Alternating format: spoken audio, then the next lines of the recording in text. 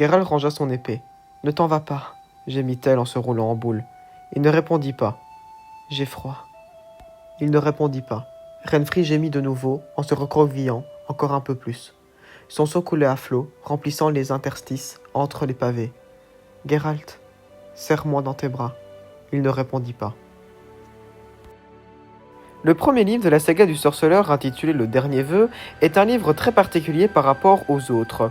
En effet, Le Dernier Vœu ainsi que L'Épée de la Providence est une série de nouvelles qui sont très intéressantes. Et aujourd'hui, je souhaitais vous faire part d'une nouvelle parmi les 7 qui existent dans Le Dernier Vœu qui m'a le plus touché. Il s'agit du Moindre Mal.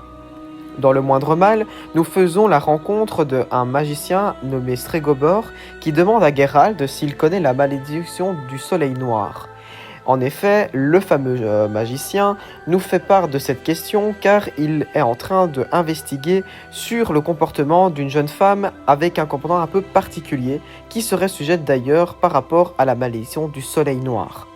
Il nous expliquera que la malédiction du soleil noir est en lien avec la déesse Lilith, qui est donc nommée le soleil noir dont la malédiction tire son nom, une malédiction suite à une éclipse particulière qui arrive lorsqu'une fille née au moment de cette éclipse est dotée de plusieurs facultés, dont notamment les femmes nées sous cette éclipse se verraient dotées d'un sens plus affûté, dont notamment lorsque Geralt utilisera le signe Axii contre Renfri et qu'elle se verra complètement insignifiante dans le but de la calmer. La malédiction, donc, ferait que ces femmes soient démentes à aller créer la rébellion et en ayant des pensées meurtrières, que ce soit aussi bien envers les hommes que les animaux. On raconte que 60 vierges coiffées de couronnes dorées rempliront les vallées de rivières de sang en exterminant l'espèce humaine sous le nom de la déesse Lilith. C'est en tout cas ce que nous raconte le magicien Stregobor lorsqu'il fera la rencontre de Geralt dans cette même nouvelle. Il est particulièrement, je trouve, intéressant de mentionner que la malédiction du soleil noir ne sera pas représentée qu'une seule fois dans la saga.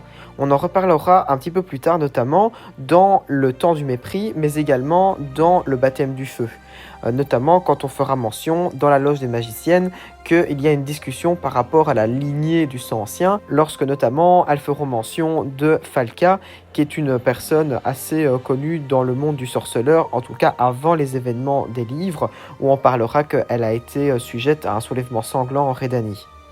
Si nous revenons sur le sujet de Renfri, qui est donc la première personne dont on est sujet par rapport à la malédiction du soleil noir, à Craydon, le prince Feltark a eu une fille qui est née sous l'éclipse du soleil noir. Elle est la belle-fille de Haridea. La petite fille devait normalement être princesse, elle a été retrouvée en forêt avec un cadavre d'un homme qui a été assassiné avec une broche. Selon Stregobor, cette fille qu'on vient de parler, ce serait elle qui serait le sujet de l'assassinat. Elle savait se servir d'une épée et a plusieurs fois tué des soldats envoyés par Haridea. La fille se nommerait donc Renfri, la personne que Geralt rencontrera notamment dans la nouvelle du Moindre Mal. Des gnomes ont été tués également par elle. Renfri a voulu tuer Stregobor mais a réussi à se faire oublier en fuyant. Même si Renfri arrivait à le retrouver plusieurs fois, elle aurait été immunisée par la magie. En tout cas, c'est ce que nous dit Stregobor et qui est confirmé d'ailleurs à la fin de la nouvelle lorsque j'expliquais notamment que Geralt utilisa le signe d'Axii mais qu'elle ne réagit en aucun cas. Elle aurait été donc immunisée par la magie grâce à la malédiction du soleil noir. Grâce à son cristal, Stregobor arrivera à détecter Renfri et la rencontre commencera entre Geralt et Renfri à Blaviken.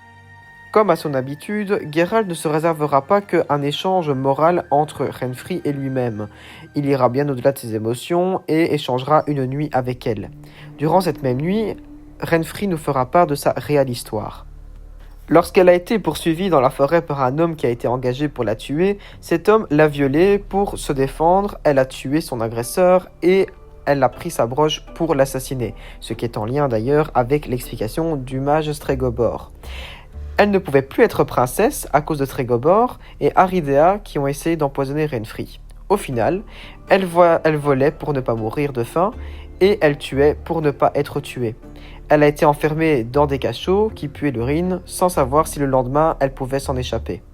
Finalement, elle a réussi à survivre grâce à l'intervention d'un gnome qui lui a donné un vomitif. Grâce à ça, Renfri a pu s'échapper. Renfri a une véritable haine envers Stregobor à cause de ce coup monté pour rejeter Renfri de son trône qui lui était promis. Tout cela pour faire en sorte que la fille aînée, donc Renfri, ne soit pas la légitime princesse, mais plutôt la fille de Aridea. L'objectif principal de cette explication de la malédiction du soleil noir est très intéressant dans les livres, mais également dans la suite de la compréhension de la saga. Parce que notamment, lorsqu'on fera mention de la découverte de ce que Ciri possède comme pouvoir, donc le sang ancien, on découvrira que dans sa même lignée, il y a Falca. Et Falca est également sujette à la malédiction du soleil noir. C'est donc bien cela que j'ai trouvé intéressant à expliquer, car dans le premier livre, donc dans le dernier vœu, on en parle très rigoureusement, mais par la suite, on commence à l'oublier. Et à part après, lorsqu'on découvre dans notamment le livre du baptême du feu, et que la loge des magiciennes est en train de retracer toute la lignée de Ciri, on fait mention de Falca, qui sera donc sujette à la malédiction du soleil noir. Malédiction qui nous permet également de voir que ça peut être quelque chose comme un pouvoir qui permet de contrôler la maîtrise sur le chaos, notamment lorsque Geralt tentera d'utiliser le signe d'Axi sur Renfri. J'ai trouvé ça intéressant d'en parler dans la mesure où on pouvait également voir que dans la lignée de Ciri, il y avait une influence et que plus tard, quand on parlera de Ciri, on verra notamment que la malédiction de soleil noir combinée au sang ancien a peut-être des similitudes. Je vous remercie pour votre écoute et à plus tard pour d'autres vidéos.